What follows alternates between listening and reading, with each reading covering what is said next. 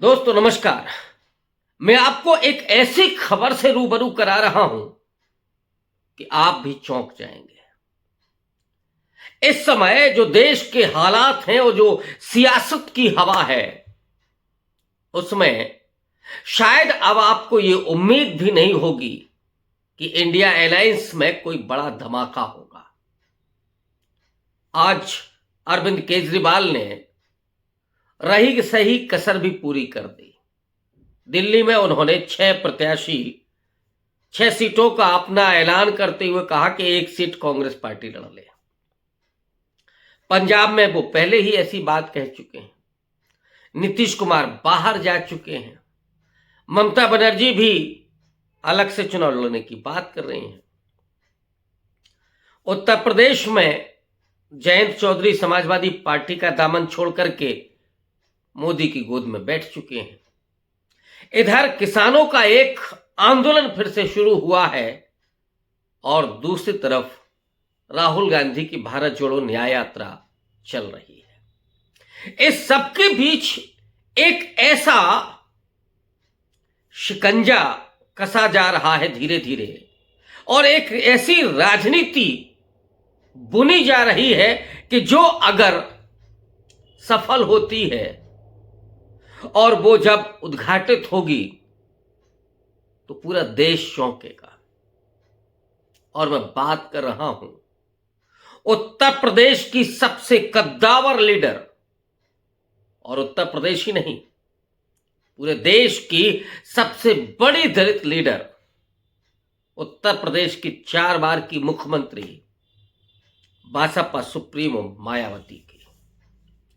मायावती की राजनीति को देखने और समझने वाले लोग आज न जाने किस किस तरह के इल्जाम उन पर लगाते हैं। कोई कहता है कि मायावती डरी हुई है ईडी से, सीबीआई से, तो कोई कहता है कि मायावती बीजेपी की बी टीम हो गई है, तो कोई कहता है कि मायावती खामोश रह करके किसी तरीके से अपनी राजनीति को जीवित रख रहे हैं। और सबसे ज्यादा जिस बात का विमर्श होता है कि मायावती डरी हुई है ईडी से, सीबीआई से, मोदी और अमित शाह से।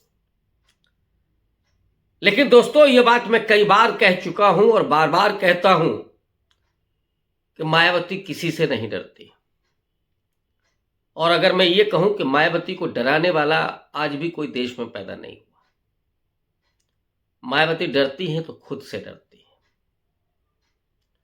वो एक रणनीति के तहत अपनी राजनीति करती हैं और मोदी और अमित शाह में भी उन हिम्मत नहीं है कि वो एक ईडी का अधिकारी उनके दरवाजे पर भेजते हैं। और ये गुस्ताखी कभी मोदी नहीं कर सकते। वो जानते हैं कि उसका अंजाम क्या होगा। जो लोग ये कहते हैं कि मायावती डरी हुई है, मैं उनसे पूछना चाहता हूं कि 2019 में भी यही सिचुएशन थी। तब भी लोग कह रहे थे कि मायावती डरी हुई है, लेकिन उन्होंने समाजवादी पार्टी से गठबंधन किया था ना। उस गठबंधन का अंजाम क्या हुआ मैं उस पर नहीं जा रहा हूं। 15 सीटें जीती थी दोनों ने मिलकर के, और गठबंधन थोड़ा पहले हो जाता और जमीन पर काम हो जाता तो नतीजा कुछ और होता। लेकिन जो नहीं हुआ उसके बारे में क्या बात करना। मैं सिर्फ ये बात इसलिए कह रहा हूं कि जो लोग ये कहते हैं कि मायावती डरी हुई हैं, तो उनको 2019 के लोकसभा चुनाव के पहले की भी परिस्थितियों को देखना चाहिए। और इसलिए मैं मानता हूं कि मायावती न डरी हुई हैं और न ही वे चुनाव के प्रति आगंभीर हैं। मैंने बहुत हल्के में भी नहीं लेती किसी भी चुनाव को। रणनीति उनकी फेल हो जाए तो अलग मसला है। कई बार एक तीर से वो कई निशाने साध सकती हैं। बहुत अच्छी रणनीतिकार मैं मानता हूं। अब जो परिस्थितियां बनी हैं कि इंडिया अलायंस एक तरह से नैरेटिव के स्तर पर तो कमजोर हो ही चुका है। उत्तर प्रदेश में कुछ दिनों के बाद राहुल गांधी की भारत जोड़ो न्याय यात्रा पहुंच रही है। अंदर खाने कुछ बुना जा रहा है, आहिस्ता आहिस्ता। वो बुनावट क्या है? वो इतनी महीन कारीगरी है कि जब वो उद्घाटित होगी तो आप भौंचक्के रह जाएंगे।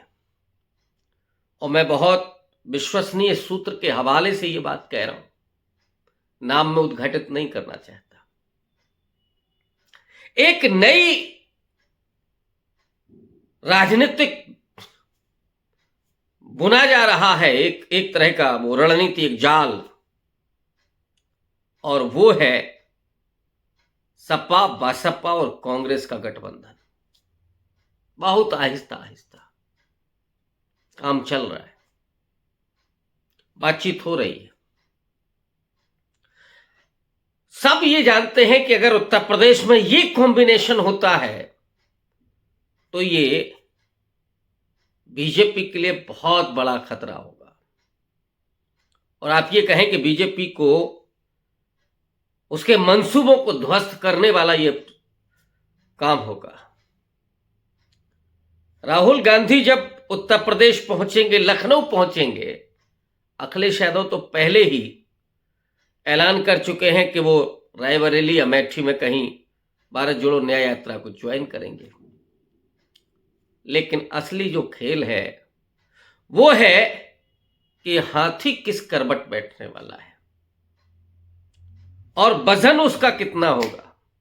मैं एक वीडियो में ये भी कह चुका हूं कि मरा हुआ हाथी भी 1.25 लाख का होता है, और ये तो अभी जिंदा है, हाथी अभी मरा नहीं है। उसकी कीमत आप आंक नहीं सकते हैं। बस हाथी वो थोड़ा मस्त मौला है, अपनी गति से चलता है।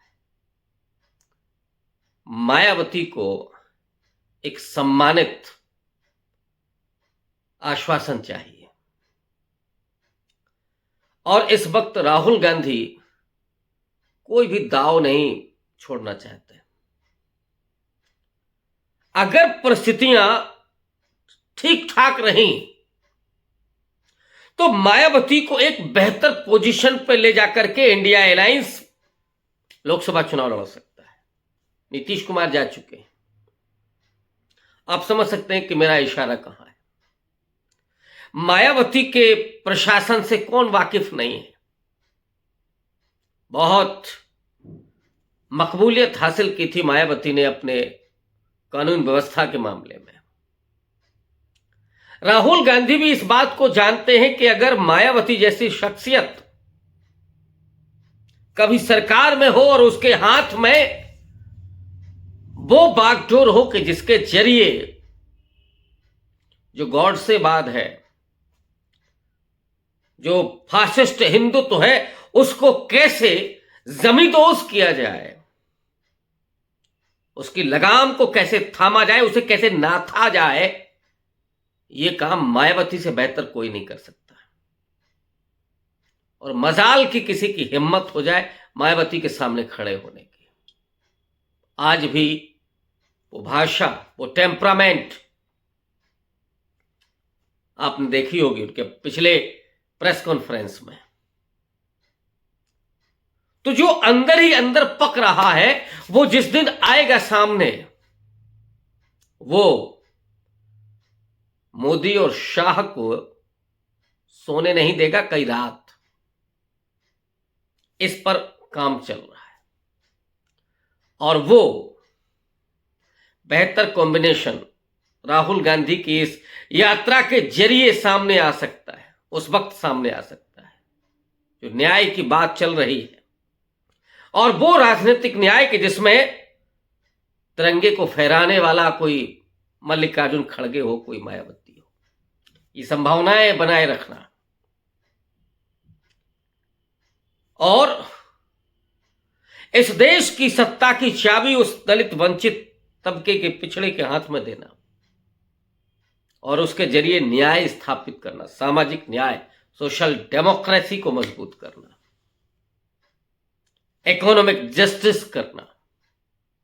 और ये तभी संभव है जब बागडोर किसी ऐसे व्यक्ति के हाथ में हो जिसने उस गुर्बत को देखा भी हो, सहा भी हो,